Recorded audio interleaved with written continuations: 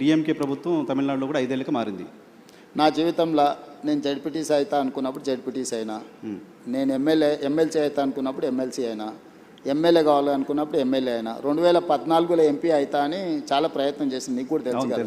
కాకపోతే 19లో అయినా అదే మల్కాజ్గిరి నుంచి, 14లో కూడా మల్కాజ్గిరి నుంచి అవుతా అని చెప్పి తెలుసు కదా. అక్కడ మిస్ అయినా కూడా 19లో మళ్ళీ అక్కడ నుంచి అయినా. జిల్లా పరిషత్ మెంబర్ ఉన్నప్పుడే తెలంగాణ వస్తే తెలంగాణకు ముఖ్యమంత్రి అవుతా అని చెప్పినావునా? చెప్పారు, నీతో చెప్పిన కదా, నీకు గుర్తుంది కదా. ఆ రోజు చెప్పిన, ఆ రోజు రాజశేఖర రెడ్డి గారు, చంద్రబాబు నాయుడు గారి నాయకత్వం ముందు తెలంగాణ ఎక్కడి నుంచి వస్తుందా, పిచ్చి బ్రహ్మలు అని మాట్లాడిన వాళ్ళు కూడా ఉండరు కదా.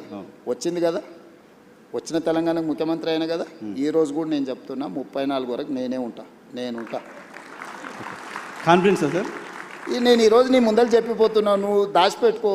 34 తర్వాత నేను జాతీయ రాజకీయాల వైపు పోయినప్పుడు ఆ రోజు వచ్చి నువ్వు అడుగు. నువ్వు ఆ రోజు చెప్పి 34 వరకు ఇక్కడ 34లో గెలిస్తే కూడా రేవంత్ రెడ్డి సీఎంగా ఉండరు, వెళ్ళిపోతారు. 34 తర్వాత మొత్తం 100% సీట్లు గెలిపించి కాంగ్రెస్కి అధికారం ఇచ్చినా కూడా నేను ముఖ్యమంత్రి పదవి తీసుకోను.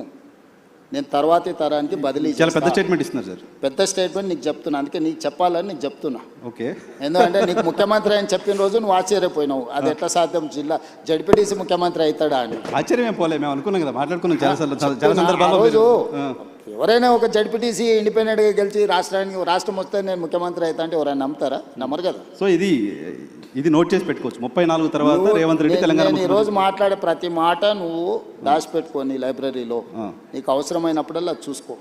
నేను ఈ రోజు చెప్తున్నా 34 వరకు నేను ముఖ్యమంత్రిగా. 34 తర్వాత పార్టీ ఎవరిని చేస్తే వాళ్ళని ముఖ్యమంత్రిని చేస్తాను, నేను గాను. అవకాశం ఇస్తే కూడా మీరు నేను తీసుకోను, నాకు చాలా, నాకు తెలుసు. దేశం చాలా విశాలంగా ఉంది, దేశానికి కూడా సేవలు అందిస్తా. జాతీయ స్థాయిలో నేను నా అనుభవాన్ని దేశం కోసం పంచుతా. నాకు దేశం పట్ల భక్తి ఉంది. నేను ముందే మన మోడీ గారి ముందర చెప్పిన, పైలా దేశ్ దూసరా జనతా తీసరా దల్, అంటే మొదట దేశము, తర్వాత ప్రజలు, తర్వాత పార్టీ, తర్వాత నేను. సో నాకు ఒక స్పష్టత ఉంది, ఈ స్పష్టతలోనే ఇక్కడి వరకు వచ్చిన. సో మీరు నాకు 2006లో జడ్పీటీసీగా ఉన్నప్పుడు ముఖ్యమంత్రి అవుతా అని చెప్పారు. ఇప్పుడు ముఖ్యమంత్రిగా ఉన్నారు, జాతీయ రాజకీయాల్లోకి వెళ్తా అని చెప్తున్నారు. జాతీయ రాజకీయాల్లో ఏ చైర్ కోరుతున్నారు, ఏ చైర్ కోసం అనుకుంటున్నారు? రాహుల్ గాంధీని ప్రధానమంత్రిగా కూర్చోబెట్టి ఆ తర్వాత ఏ చైర్ ఇస్తే ఆ చైర్లో కూర్చుంటా. Right sir. నేను గతంలో నేను టీవీ 9లో పనిచేస్తున్నప్పుడు కావచ్చు, ఏబీఎన్ ఆంధ్రజ్యోతిలో పనిచేస్తున్నప్పుడు కావచ్చు, మనం ఇంటర్వ్యూకి వచ్చినప్పుడు మీరు నాకు చెప్పే ఏం అడగాలి సార్ అంటే ఏదైనా అడుగు అనేవాళ్ళు. ఆ లిబర్టీ తీసుకొని కొన్ని క్వశ్చన్స్ అడుగుతున్నాను, అడగచ్చు కదా? డన్. Thank you. తెలంగాణకు సంబంధించి, హైదరాబాద్కు సంబంధించి సినిమా ఇండస్ట్రీ ఎందుకు రేవంత్ రెడ్డి పట్ల నెగిటివ్గా ఉందా, లేకపోతే రేవంత్ రెడ్డి సినిమా ఇండస్ట్రీ పట్ల నెగిటివ్గా ఉన్నారా అంటే ఒక ఇంప్రెషన్ బయట సొసైటీలో ఉంది. రీజన్ ఏంటో తెలియదు, మీరు చెప్పాలి. దాంతోపాటు తెలుగు సినిమా ఇండస్ట్రీ ఏమో అంటిముట్టినట్టుగా ఉంటుంది. బాలీవుడ్ మొత్తం ఇంటికి వస్తుంది. అమితాబ్ బచ్చన్ వస్తున్నారు, ఆయన ఇంకా సల్మాన్ ఖాన్ వస్తున్నారు, అజయ్ దేవ్గన్ వస్తున్నారు, బాలీవుడ్ అంతా వస్తుంది. తెలుగు సినిమా ఇండస్ట్రీతో ఎందుకు ఆ డిటాచ్మెంట్ ఉంది మీకు? నాకు డిటాచ్మెంట్ ఏం లేదు, నాకు ఎక్కువ వివరాలు తెలుసు కాబట్టి కొంతమంది నా దగ్గరకు వచ్చి వేరే చెప్పలేరు. ఎందుకంటే నాకు అందరి గురించి చాలా విషయాలు తెలుసు కదా. నేను కొత్తగా చూస్తలేను పరిశ్రమ. కొంతమంది అమెరికా నుంచి వచ్చిన వాళ్ళకు సెలబ్రిటీస్ అంటే సోషల్ క్లైంబింగ్ అంటారు దీన్ని ఇంగ్లీష్లో. సడన్గా మనకు డబ్బులు వచ్చినా, సడన్గా హోదా వచ్చినా, అప్పటి వరకు మనలో అణిచివేసుకున్న విపరీతమైన కోరికలు కొన్ని ఉంటాయి. దాంతోనే ఏమైందంటే ఒక్కసారిగా అవి నిద్రలేస్తారే నాకు సెలబ్రిటీ పరిచయం ఉండాలా, ఆ సెలబ్రిటీ నేను కలవాలా, లేకపోతే నన్ను ఆయన కలవాలా అని సోషల్ క్లైంబింగ్ అంటారు దాన్ని. అంటే అట్లా బయట ప్రపంచంలో ఉండే వాళ్ళతో కొంత కలవాలని కోరికలు ఉంటాయి. నేను 30 ఏళ్ళ క్రితం అందరూ ఇప్పుడు స్టార్స్ అని చెప్పేటోళ్ళు అందరూ కిడ్స్ ఉన్నప్పుడు నాకు తెలుసు. నేను పేర్లు చెప్పాను కానీ వాళ్ళు స్కూల్కి వెళ్ళి, లేకపోతే జూనియర్ కాలేజ్కి వెళ్ళి, లేకపోతే వాళ్ళు కాలేజీ నుంచి బయటకు వచ్చి సింగిల్ బియర్ తాగాలనుకున్నప్పుడు కూడా నా దగ్గరకు వచ్చేటోళ్ళు. అన్న నువ్వు సంతకం పెడితే నేను బియర్ తాగుతా అని. సింగిల్ బీర్ తాగడానికి మీరు వచ్చారు, మీ దగ్గరికి వచ్చారు. ముఖ్యమంత్రి అయిన తర్వాత మీ దగ్గర రావడానికి భయపడతారు. అదే చెప్తున్నా, అన్ని చూసిన తర్వాత నాకు వచ్చి కొత్తగా చెప్పలేరు కదా నర్సింగ్. సో అందుకోసమని నేను ఏ పరిశ్రమతోనైనా, ధూల్పేట్ల గుడంబ అమ్ముకునే వాళ్ళతోని నేను అంతే రిలేషన్ మెయింటైన్ చేస్తా. Top of the top star వచ్చినా కూడా నేను అట్లనే ఉంటా. Wipro, Microsoft or any other company CEO వచ్చినా నేను అంతనే ఉంటా. అమెరికన్ అంబాసిడర్ వచ్చినా కూడా నేను అదే విధంగా ఉంటాను. నువ్వు నా బిహేవియర్ చూడు, నువ్వు యావరేజ్ లీడర్తోనున్నా, ప్రధానమంత్రితోనున్నా నేను వంగి నమస్కారాలు పెట్టుడు, అతి వినయాలు చేసుడు, లేకపోతే టూ మచ్ ఏదో ఇంప్రెస్ చేసేసి ఏదో నటించేద్దామని నా బ్లడ్లోనే లేదు. ఓకే. నేను ఉన్నది ఉన్నట్టు ఉంటా, వచ్చేది వస్తుంది, పోయేది పోతుంది. ఇట్లుంటేనే ముఖ్యమంత్రి అయినా. ఇంకా కొత్తగా ఏంది నేను చేసేది? మార్చుకోవాల్సిన అవసరం లేదు ఏం పని ఉంది ఇప్పుడు ప్రతి ఒక్కరికి లైఫ్లో సక్సెస్కి ఒక ఫార్ములా ఉంటుంది. నువ్వు యాజ్ జర్నలిస్ట్ నువ్వు సక్సెస్ అయినావంటే నీకు ఒక ఫార్ములా ఉంటుంది, లేకపోతే ఒక వర్కింగ్ స్టైల్ ఉంటుంది, ఇంకొక లీడర్కి ఇంకొక లాగా ఉంటుంది, ఇంకొక సెలబ్రిటీకి ఇంకొక లాగా ఉంటుంది. నాకు నా లైఫ్ ఇట్లనే గౌరవాన్ని తెచ్చిపెట్టింది, హోదాని తెచ్చిపెట్టింది, ఈరోజు గుర్తింపు వచ్చింది. సో నా లైఫ్ అనేది ఇట్లనే ఉంటుంది నర్సింగ్. ఇందులో నేను అనేది టాలీవుడ్ బాలీవుడ్ కాదు, హాలీవుడ్ కూడా హైదరాబాద్లో షూటింగ్ జరగాలి, ఇండస్ట్రీని ఆ విధంగా తీసుకెళ్లాలని నేను ప్రయత్నం చేస్తున్నా. అందుకే ఈరోజు నెట్ఫ్లిక్స్ కానీ వీటన్నిటిని కూడా మనం ఇక్కడికి తీసుకొచ్చినాం. సో నేను ఇండస్ట్రీకి ఒక హబ్ లాగా క్రియేట్ చేయదలుచుకున్నా. ప్రపంచంలో ఉండే సినిమా ఇండస్ట్రీ హైదరాబాద్లో ఉండాలనేది నా కోరిక. ఓకే. నేను అందుకే ఆ విధమైన ప్రణాళికలు వేస్తున్నా. సో నేను ఇండివిజువల్స్ని టూ మచ్గా ప్లీజింగ్ చేసే పనిలో నేను ఉండను. ఓకే.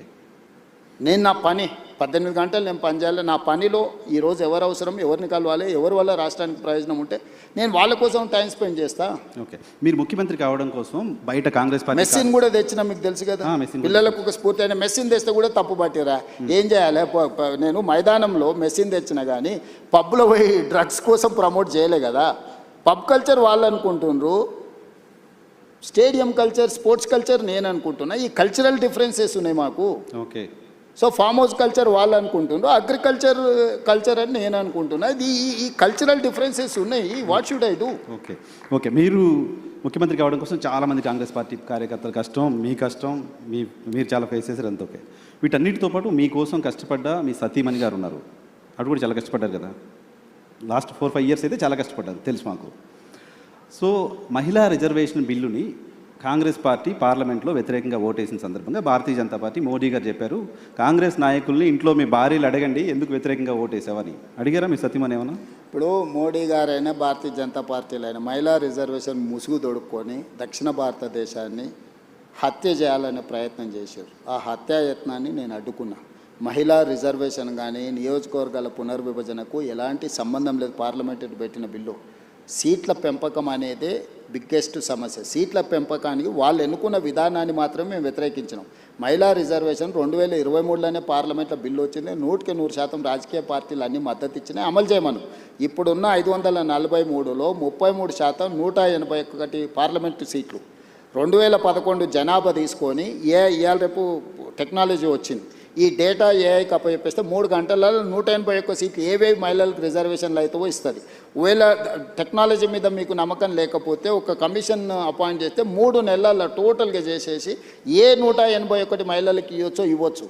ఆ ప్రయత్నం చేయడం లేదు. నియోజకవర్గాల పునర్విభజన 2008లో చేసిండ్రు, 2 సంవత్సరాలు పట్టింది అదంతా చేయడానికి. ఉన్న నియోజకవర్గాలు సేమ్ నెంబర్, తెలంగాణలో 17 ఉన్నాయి, ఆంధ్రప్రదేశ్లో 25 ఉన్నాయి. ఇదే 17 నియోజకవర్గాలను పార్లమెంటు పునర్విభజన చేయొచ్చు. ఆంధ్రప్రదేశ్ ఇట్లా దేశమంతా 543 నియోజకవర్గాలను పునర్విభజన చేయొచ్చు. ఆయా రాష్ట్రాలలో ఉన్న జనాభాను రెగ్యులేట్ చేయొచ్చు ఆ పార్లమెంట్ల ప్రకారం. ఈ 2 చేయకుండా సీట్ల పెంపు అనేదాన్ని ఉన్నదాన్ని 50% పెంచుతా అనేది మోడీ గారి ఆలోచన. అందరికీ సమానంగా 50 పెంచుతున్నా అని అంటుండే. నేను ఒకే ఒక ప్రశ్న అడుగుతాను, మీరు బ్రదర్స్ ఇద్దరా ముగ్గురా? ముగ్గురు కదా. మీ నాన్న ఎప్పుడో కొంత ఆస్తి ఇచ్చిండు, ముగ్గురికి సమానంగానే ఇచ్చిండు. ఒక 10 సంవత్సరాల జర్నీ అయిపోయింది. నీ దగ్గర 10 లక్షలు ఉంది ఇప్పుడు ఆస్తి, ఇంకొక బ్రదర్ దగ్గర 1 కోటి ఉంది, ఇంకో బ్రదర్ దగ్గర 10 కోట్లు ఉంది.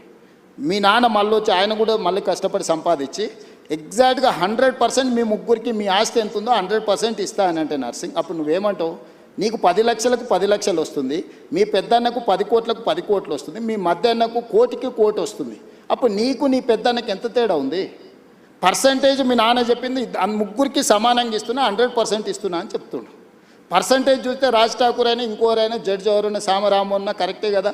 నర్సింగ్ 100% వచ్చింది, వాళ్ళు ఇంకో అన్నకు 100% వచ్చింది, వాళ్ళ పెద్ద అన్నకు 100% వచ్చింది. Percentage is not a solution for this problem. కానీ జనాభా లెక్కల ప్రకారం చేస్తే ఇంకా నష్టపోతుంది. జనాభా లెక్కలు చేయమని ఎవడన్నాడు? ఎవడడిగాడు నేను? జనాభా లెక్కలు చేయొద్దని 76లో ఇందిరాగాంధీ నిషేధం విధించింది, 2001లో జనాభాను ప్రాతిపదిక తీసుకోవద్దని అటల్ బిహారీ వాజ్పేయి నిషేధం విధించిండు.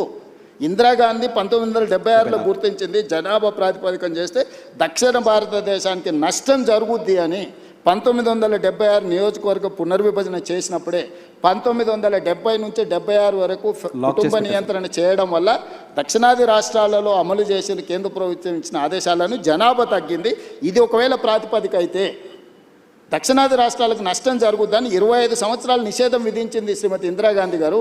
2001లో అటల్ బిహారీ వాజ్పేయి గారు ప్రధానమంత్రిగా ఉన్నప్పుడు విజ్డమ్ వాడి ఆయన ఇంకొక 25 సంవత్సరాలు నిషేధం విధించిండు. 76 నుంచి 2026 వరకు 50 సంవత్సరాలు జనాభా ప్రాతిపదికన కాదు, ఆయా రాష్ట్రాలలో ఉన్న సీట్లను ఆ రాష్ట్రాల మధ్యలోనే పంచాలి, బయటికి తీసుకోవద్దని నియంత్రించరు. ఈరోజు నరేంద్ర మోడీని అదే అడుగుతున్నాం. ఇందిరాగాంధీ గారిని వాజ్పేయి గారిని ఆదర్శంగా తీసుకొని ఇంకొక 25 సంవత్సరాలు ఇదే నెంబర్ను ఈ రాష్ట్రాలలో ఉన్న దాంట్లో పెంచు. లేదు